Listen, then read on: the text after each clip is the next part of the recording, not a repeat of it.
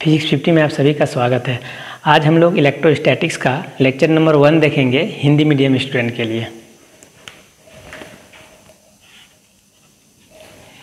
Electrostatics जो है दो शब्द से मिलके बना है, इलेक्ट्रो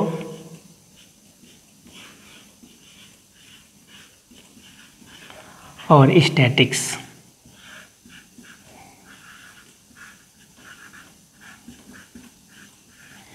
इलेक्ट्रो जो है चार्ज से रिलेटेड शब्द है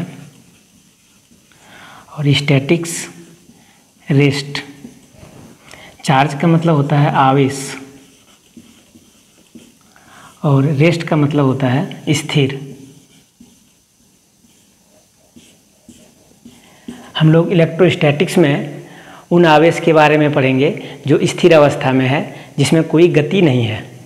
आज का पहला टॉपिक है आवेश। आवेश किसी पदार्थ का वह गुण है जिसके कारण किसी दूसरे आवेशित पदार्थ को अपनी ओर आकर्षित या फिर प्रतिकर्षित कर सकता है। यदि दो वस्तु धन आवेशित है तो एक दूसरे को प्रतिकर्षित करेगा, और यदि एक धन आवेशित और दूसरा ऋण आवेशित है तो एक दूसरे को आकर्षित करेगा।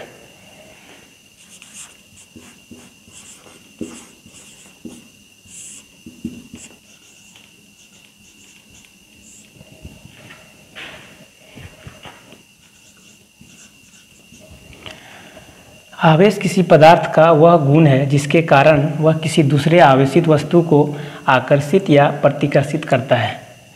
आवेश एक अदिश राशि है, मतलब इसके पास सिर्फ परिमाण होगा, दिशा नहीं होगा।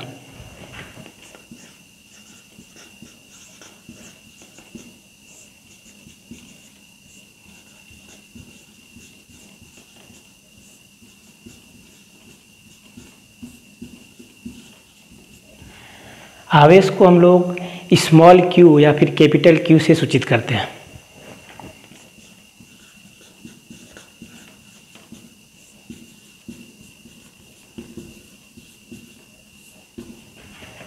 कैपिटल क्यू या स्मॉल क्यू।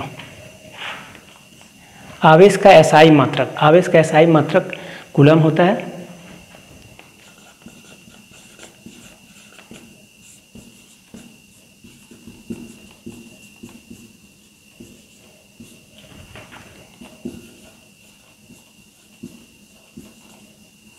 इसको हम लोग सी से डिनोट करते हैं।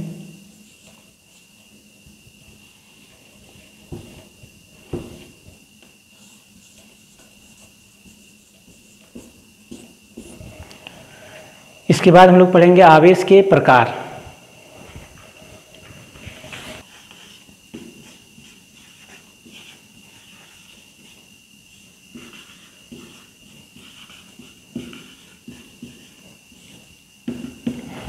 आवेश दो प्रकार के होते हैं, एक धन आवेश, दूसरा आपका ऋण आवेश।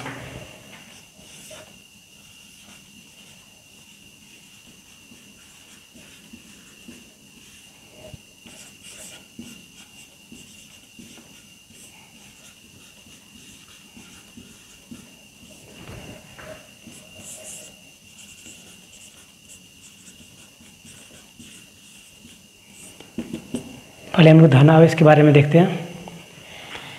मान लेते हैं एक पदार्थ है जिसके पास 10 प्रोटॉन और 10 इलेक्ट्रॉन है। यदि 3 इलेक्ट्रॉन किसी दूसरे को देता है तो इसके पास 10 प्रोटॉन और 7 इलेक्ट्रॉन बचेगा। अब यहाँ पे देखिए प्रोटॉन की संख्या ज़्यादा है और हम लोग जानते हैं प्रोटॉन पे धन आवेश होता है और इलेक्ट्रॉन पे ऋण आवेश होता है, तो ये पदार्थ आपका धन आवेशित हो जाएगा। मतलब यदि किसी पदार्थ के पास इलेक्ट्रॉन की कमी होगा तो वो धन आवेशित होगा, और यदि इलेक्ट्रॉन की अधिकता होगा तो ऋण आवेशित होगा। नेक्स्ट देख लेते हैं हम लोग ऋण आवेश।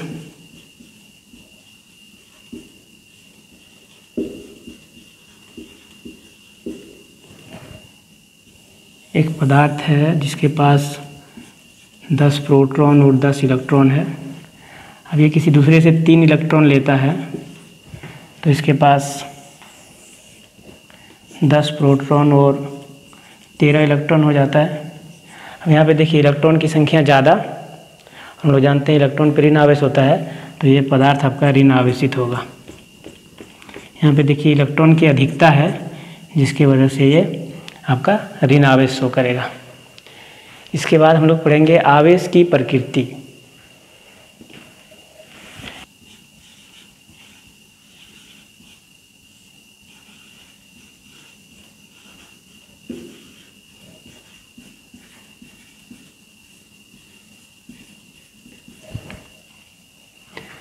समान प्रकृति के आवेशों के बीच विकर्षण एवं असमान प्रकृति के आवेशों के बीच आकर्षण होता है। यदि दो धन आवेश रहेगा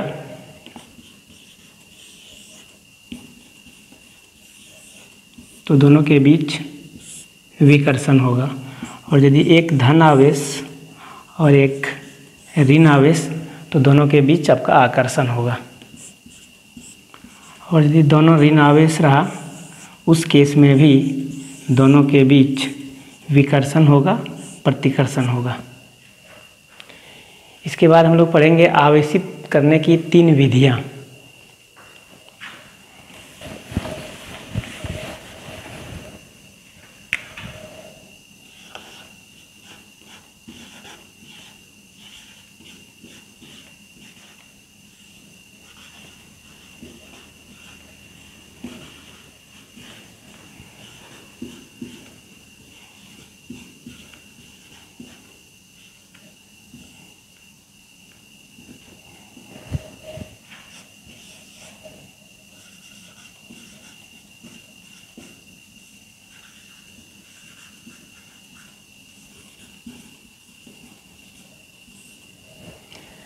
पहला है घर्षण द्वारा आवेशन, दूसरा है चालन द्वारा आवेशन, तीसरा है प्रेरण द्वारा आवेशन।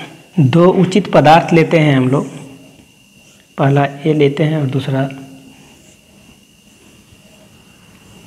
बी लेते हैं। इसके पास 10 प्रोटॉन है और 10 इलेक्ट्रॉन है, इसके पास भी 10 प्रोटॉन है और 10 इलेक्ट्रॉन है। अब दोनों को आपस में लाके हम लोग कुछ देर के लिए रब करेंगे, एक दूसरे के साथ रगड़ेंगे।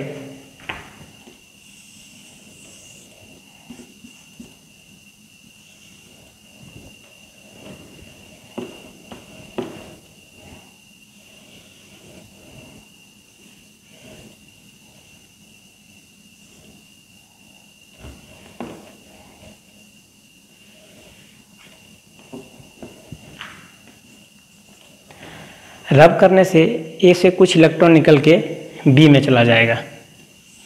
मान लेते हैं 3 इलेक्ट्रॉन बी में चला गया तो इसके पास 10 प्रोटॉन और 13 इलेक्ट्रॉन हो जाएगा। यहाँ पे देखिए इलेक्ट्रॉन की संख्या ज़्यादा हो गया तो ये आपका ऋण आवेशित शो करेगा। और यहाँ पे 10 प्रोटॉन, इसके पास 10 इलेक्ट्रॉन था, 3 इलेक्ट्रॉन इसके पास चला गया तो बचा 7 इलेक्ट्रॉन। अब यहाँ पे देखिए प्रोटॉन की संख्या ज़्यादा तो ये आपका धन आवेशित शो करेगा, क्योंकि जिसके पास इलेक्ट्रॉन की कमी होता है वो आपका धन आवेशित हो जाता है, और जिसके पास इलेक्ट्रॉन की अधिकता होता है वो आपका ऋण आवेशित हो जाता है। यहाँ पे देखिए ए से बी में ही क्यों इलेक्ट्रॉन जाएगा, बी से ए में भी तो आ सकता है। यहाँ पे डिपेंड करेगा कार्यफलन पे, जिस पदार्थ का कार्यफलन कम होगा उससे इलेक्ट्रॉन निकलेगा। कार्यफलन क्या होता है, किसी पदार्थ का वो न्यूनतम ऊर्जा जिसको दे के हम लोग उस पदार्थ से इलेक्ट्रॉन को बाहर निकाल सकते हैं। यदि ए का कार्यफलन कम होगा तो इससे इलेक्ट्रॉन निकलेगा, यदि बी का कार्यफलन कम होगा तो बी से निकलेगा। यहाँ पे एक चीज़ और देखिए, जब कोई वस्तु आवेशित होता है तो उसका द्रव्यमान में भी परिवर्तन होता है। जैसे यहाँ पे देखिए 10 प्रोटॉन और 10 इलेक्ट्रॉन था, लेकिन यहाँ पे 10 प्रोटॉन और 7 इलेक्ट्रॉन बचा। एक इलेक्ट्रॉन का द्रव्यमान होता है 9.1 इंटू 10⁻³ kg। यहाँ पे देखिए 3 इलेक्ट्रॉन की कमी हुआ, मतलब 3 इंटू 9.1 इंटू 10⁻³ यानी 27.3 इंटू 10⁻³ kg इसका द्रव्यमान कम हो जाएगा। और यहाँ पे देखिए 3 इलेक्ट्रॉन ज़्यादा हो गया इसका, तो इतना द्रव्यमान इसका बढ़ जाएगा। मतलब कोई वस्तु यदि पहले से उदासीन है, जब उसको हम लोग रगड़ के आवेशित करेंगे तो उसका द्रव्यमान में भी परिवर्तन होगा। इसके बाद हम लोग पढ़ेंगे चालन द्वारा आवेशन। चालन द्वारा आवेशन में एक पदार्थ पहले से आवेशित होना चाहिए, तब वो दूसरे पदार्थ को आवेशित कर सकता है। मान लेते हैं एक वस्तु पहले से धन आवेशित है।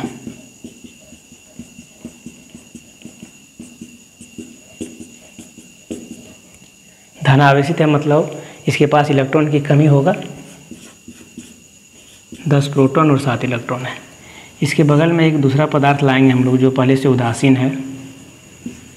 उदासीन है मतलब 10 प्रोटॉन और 10 इलेक्ट्रॉन इसके पास है। अब हम लोग एक वायर के थ्रू दोनों को टच करेंगे।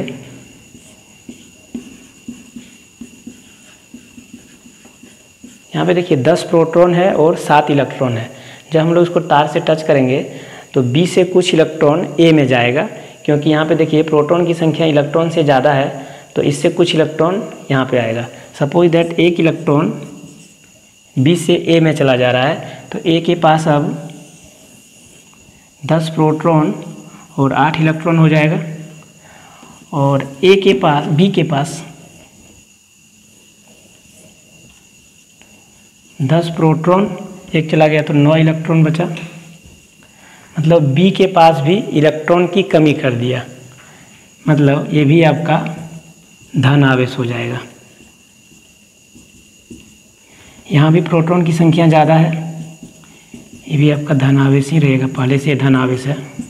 यहाँ थोड़ा धन आवेश कम हो जाएगा, जितना यहाँ पे धन आवेश कम होगा B उतना धन आवेशित हो जाएगा। अब है हम लोग का प्रेरण द्वारा आवेशन।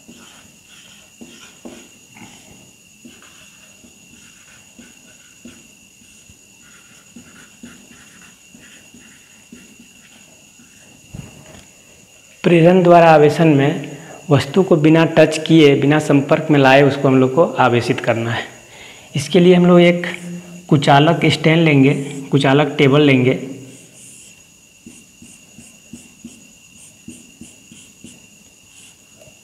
इसके ऊपर एक उदासीन गोला, उदासीन मतलब जितना इसके पास प्लस है उतना ही माइनस। अब इसके बगल में एक ऋण आवेशित छड़ को लाना है।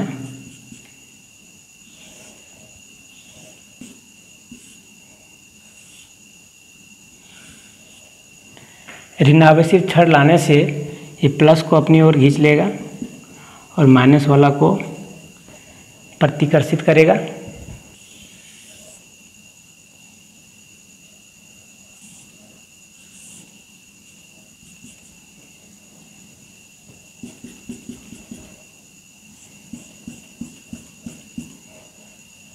इसको हम लोग जमीन के साथ अर्थ कर देंगे।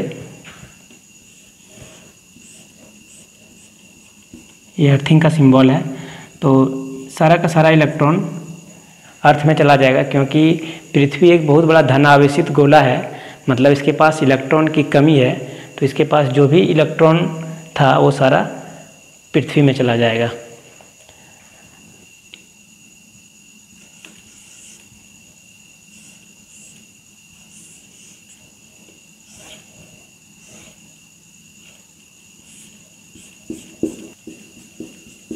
अब यहाँ पे देखिए ये ऋण आवेशित छड़ अभी तक यहाँ पे है, तो प्लस एक साइड में रहेगा। जब इस ऋण आवेशित छड़ को यहाँ से हटा देंगे तो प्लस पूरा फैल जाएगा।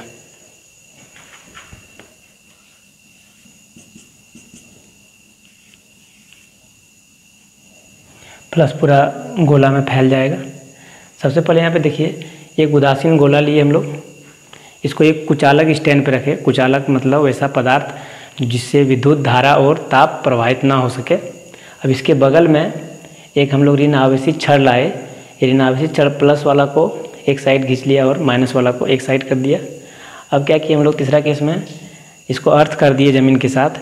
तो जो कि पृथ्वी एक बहुत बड़ा धन आवेशित गोला है, सारा का सारा इलेक्ट्रॉन अर्थ में चला जाएगा। अब इसके पास सिर्फ प्लस वाला बचा। चूँकि यहाँ माइनस वाला जो छड़ था ये यहाँ पे अभी तक है, तो प्लस वाला को खींच के रखेगा, उसको हटा दिए तो पूरा प्लस फैल गया। ये आपका उदासीन गोला था, ये क्या हो गया, धन आवेशित हो गया। इसको बिना टच किए हम लोग आवेशित किए। प्रेरण द्वारा आवेशन में वस्तु को बिना संपर्क में लाए आवेशित करते हैं। घर्षण द्वारा आवेशन में दो वस्तु को एक दूसरे के साथ रब करना पड़ रहा था। चालन द्वारा आवेशन में एक वायर के साथ टच करना पड़ रहा था, मतलब संपर्क होना जरूरी है चालन द्वारा आवेशन में। लेकिन प्रेरण द्वारा आवेशन में बिना संपर्क में लाए वस्तु को हम लोग आवेशित कर सकते हैं। इसके बाद हम लोग पढ़ेंगे मूल आवेश।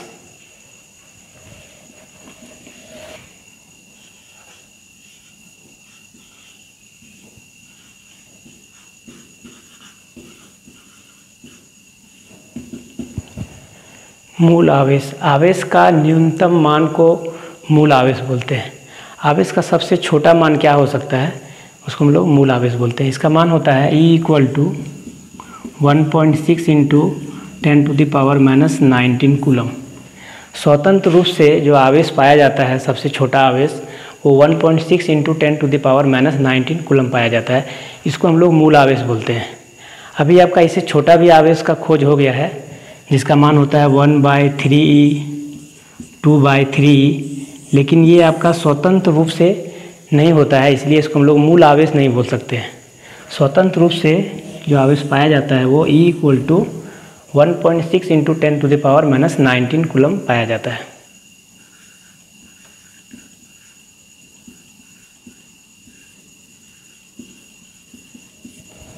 आवेश का न्यूनतम मान मूल आवेश कहलाता है।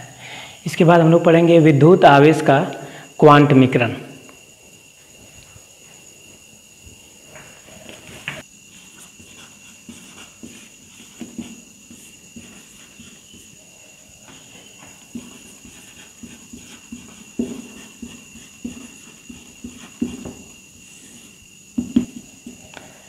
विद्युत आवेश का क्वांटमीकरण। किसी पदार्थ में आवेश मूल आवेश के पूर्ण गुणज के रूप में पाया जाता है। इस गुण को हम लोग कहते हैं विद्युत आवेश का क्वांटमीकरण। मतलब आवेश जो किसी पदार्थ में पाया जाएगा वो 1e, 2e, 3e, 4e ... ne, मतलब आवेश जो है मूल आवेश के पूर्ण गुणज के रूप में पाया जाएगा। पूर्ण गुणज मतलब 1 2 3 4 5 6 7 8 9 10 पूर्ण संख्या में पाया जाएगा, इंटीजर में पाया जाएगा, फ्रैक्शन या फिर पॉइंट में नहीं पाया जाएगा। कहने का मतलब 1.5e में आवेश नहीं पाया जा सकता है, 1.7e में आवेश नहीं पाया जा सकता है, 7/9e में आवेश नहीं पाया जा सकता है। जब भी पाया जाएगा मूल आवेश के पूर्ण गुणज के रूप में पाया जाएगा। इसको हम लोग इस तरह से लिख सकते हैं Q = ±ne। जब प्रोटॉन का बात होगा, मान लीजिए 10 प्रोटॉन पे आवेश का मान निकालने के लिए बोलेगा तो +ne का फॉर्मूला यूज करना है, और जब इलेक्ट्रॉन का बात होगा तो -ne। जहाँ पे E क्या है आपका मूल आवेश का मान 1.6 × 10⁻⁻19 कूलम। इसको हम लोग इस तरह से लिख सकते हैं।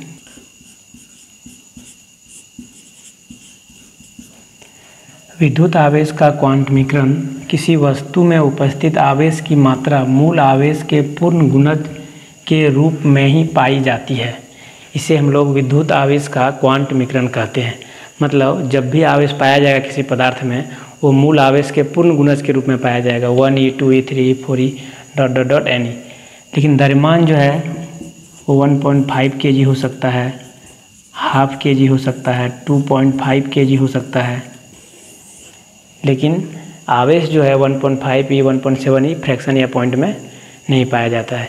इसलिए हम लोग बोल सकते हैं आवेश क्वांटमीकृत होता है, लेकिन द्रव्यमान जो है क्वांटमीकृत नहीं होता है। इसके बाद हम लोग इस पर कुछ सवाल सॉल्व करेंगे।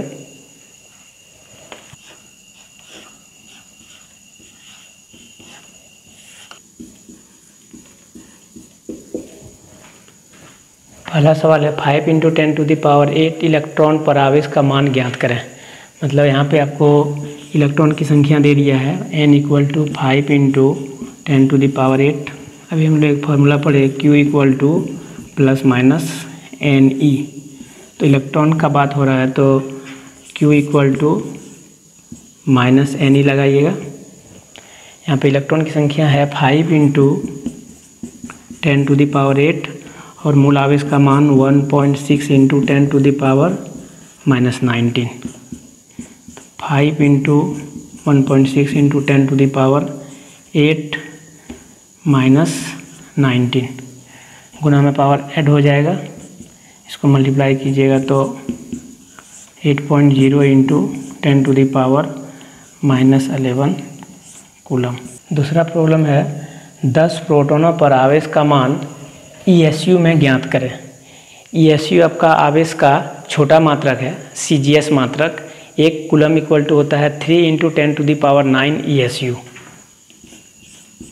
3 × 10⁹ ESU। तो पहले हम लोग कूलम में फाइंड आउट कर लेंगे, फिर मल्टीप्लाई करके उसको ESU में चेंज कर देंगे। तो N दिया हुआ है आपका 10, प्रोटॉन है तो प्लस वाला लगाएंगे। Q इक्वल टू Ne 10 × 1.6 ×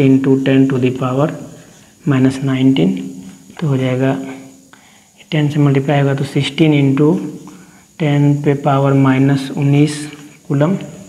अब इसको चेंज करना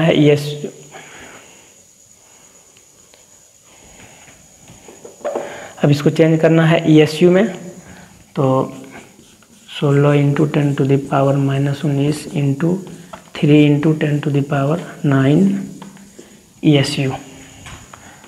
तो Q इक्वल टू हो जाएगा, इसको मल्टीप्लाई कीजिए, 48 × 10⁻19 + 9, 48 × 10⁻10 ESU।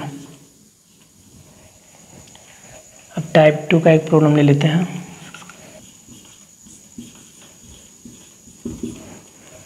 एक कण पर 48 × 10⁻19 कूलम का आवेश है। कण पर इलेक्ट्रॉन की कमी ज्ञात करें।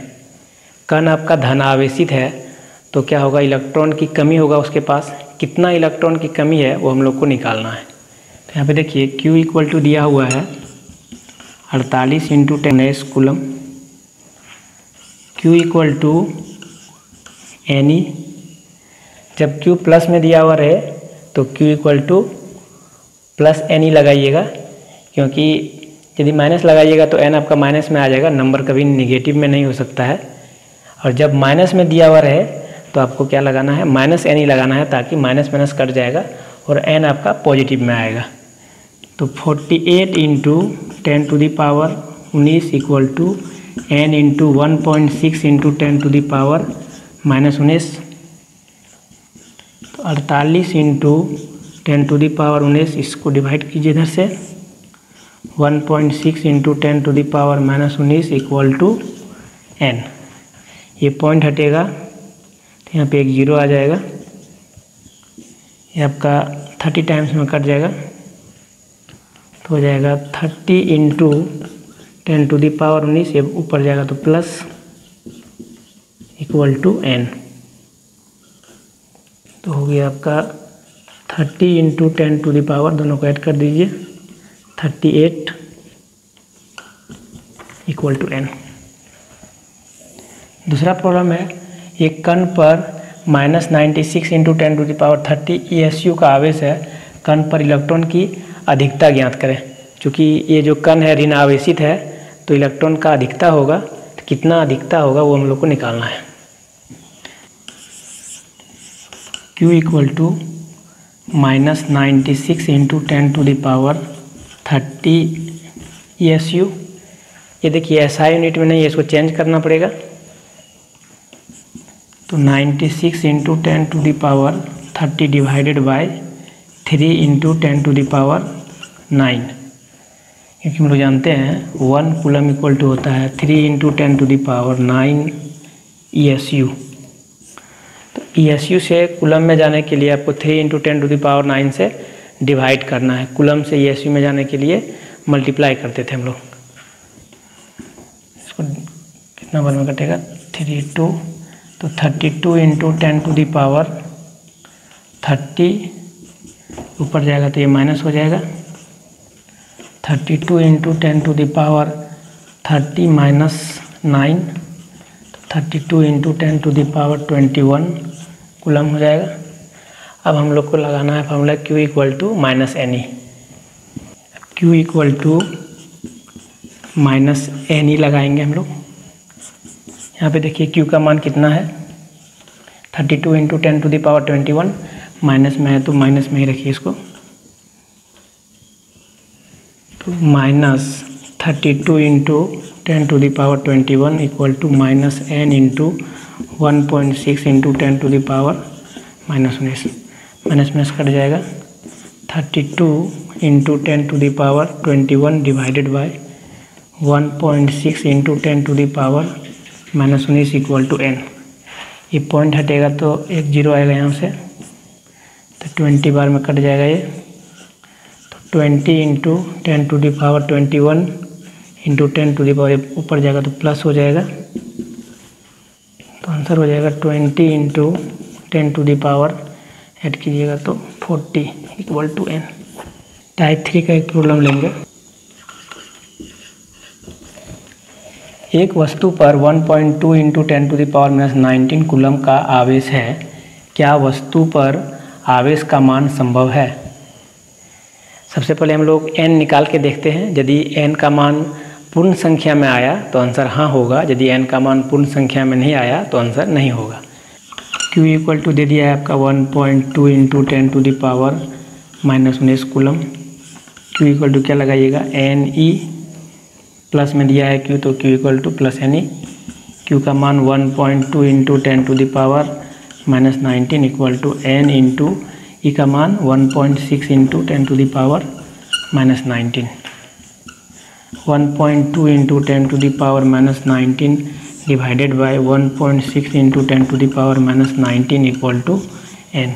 ये कट जाएगा, ये कट जाएगा, ये पॉइंट हटेगा तो कितना आ गया आपका 12/16 इक्वल टू n। 4 से कटेगा ये 3 बार में, ये 4 बार में, तो कितना आया 3/4 इक्वल टू n। ये आपका पूर्ण संख्या नहीं है, इसलिए इसका आंसर होगा नो। आवेश का मान संभव नहीं है।